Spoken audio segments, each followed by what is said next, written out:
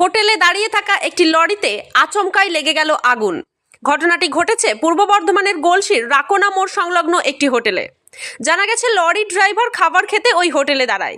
কিছুক্ষণের মধ্যেই দাউ দাউ করে আগুন জ্বলতে দেখা যায় লরিটিতে। তারপরই হোটেলের মালিক ও হোটেলের কর্মচারীরা আগুন নেভাতে হোটেলের পাম্প ব্যবহার করার পাশাপাশি খবর দেয় গলসি থানা ও অগ্নি নির্বাপককে। খবর পেয়ে ঘটনাস্থলে তড়িঘড়ি আসে গলসি থানার পুলিশ ও দমকলের দুটি ইঞ্জিন। প্রায় 2 ঘন্টার প্রচেষ্টায় আগুন নিয়ন্ত্রণে আনতে সক্ষম হয় দমকল বাহিনী। লরিটির মধ্যে ছিল ঔষধ, শাড়ি, জুতো, চাল, ডাল ছাড়াও বিভিন্ন সামগ্রী। আগুন লাগার ঘটনায় কেউ আহত হয়নি বলে জানান দমকল বিভাগের ইন্সপেক্টর গৌরাঙ্গ কর্মকার। কি করে এই আগুন লাগলো তার তদন্ত শুরু করেছে গলসি থানার পুলিশ। গলসি থেকে শেখ আজাহার উদ্দিনের রিপোর্ট, সোজা কথা নিউজ, পূর্ব বর্ধমান।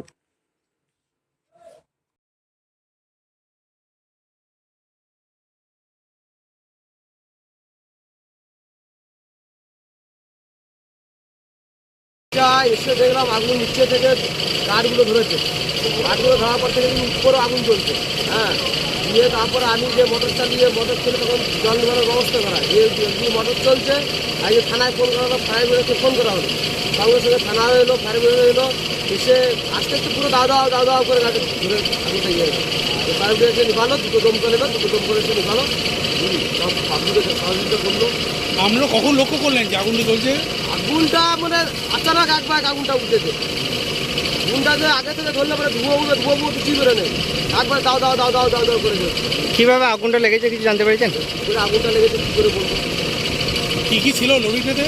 লরিতে প্রচুর মাল ছিল, ট্রান্সপোর্টিং মাল, শাড়ি, কড়াই, জামা কাপড়, ওষুধ পালা সব কিছু ছিল। এসব নষ্ট হয়ে গেছে তো?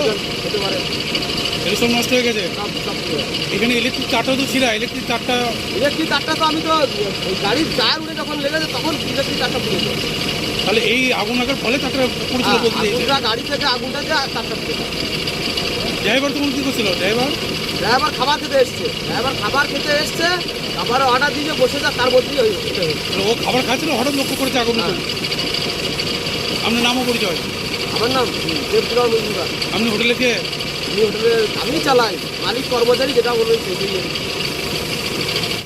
খবর যায় 11:20 নাগাদ যে রাকোনা হোটেলে একটা দাদু হোটেল আছে NH-এর পাশে, সেখানে একটা ট্রান্সপোর্টেড আর্টিকেল লোডেড ভেহিকেল, সেটাতে আগুন লাগে। আমরা সেখানে আসি আগুন নেভানোর জন্য।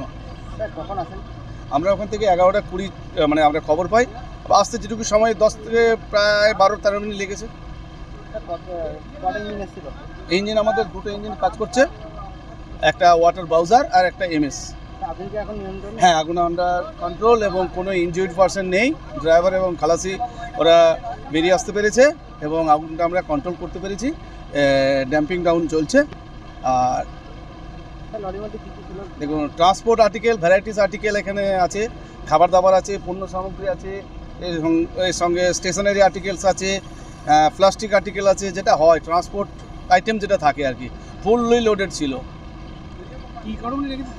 দেখুন, কজ অফ ফায়ার এটা আমাদের বিষয় নয়, আমাদের বিষয় থাকে আগুনটা নেভানো। Cause of fire its final report will given by forensic, ওনারা বলতে পারেন।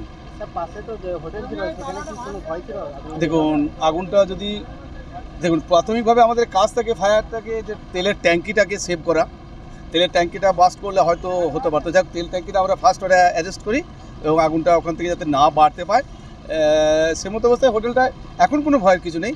যদি বাস্ট করে যেত তাহলে হয়তো ভয়ের ব্যাপার থাকলেও থাকতে পারতো। আমার নাম G Karmakar, fire inspector Katwa, additional Galsi.